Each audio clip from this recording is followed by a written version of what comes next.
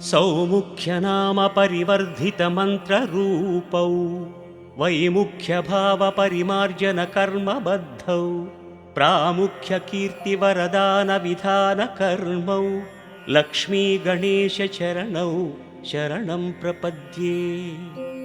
श्रेष्ठैकदन्तगजरूपनिजानुभाव्यौ गोष्ठीप्रपञ्चितपुनीतकथाप्रसङ्गौ प्रोष्ठप्रदायकसमुन्नतभद्ररूपौ लक्ष्मीगणेशचरणौ शरणं प्रपद्ये।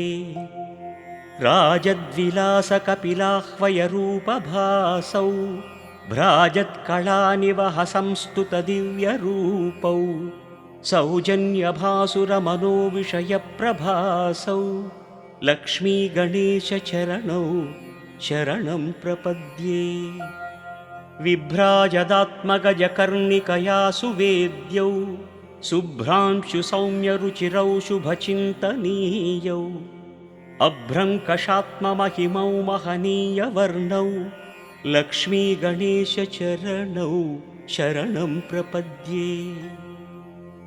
लम्बोदरात्मकतनूविभवानुभाव्यौ बिम्बायमानवरकान्तिपदानुगम्यौ सम्बोधिताखिलचराचरलोकदृश्यौ लक्ष्मीगणेशचरणौ शरणं प्रपद्ये।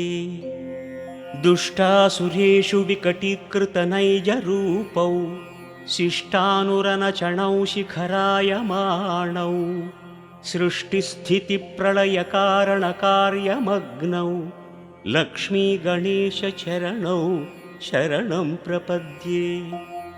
निर्विघ्नराजितपथौ नियमैकवेद्यौ गर्वापनेयचरितौ गणराड्विनोदौ सर्वोन्नतौ सकलपालनकर्मशीलौ लक्ष्मीगणेशचरणौ शरणं प्रपद्ये।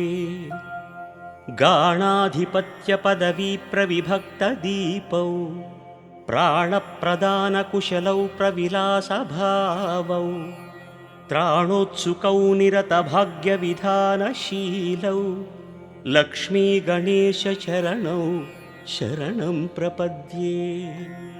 प्रग्धूमकेतुवरनामविराजमानौ स्वाधीनकर्मकुशलौ समभावभाव्यौ बाधानिवारण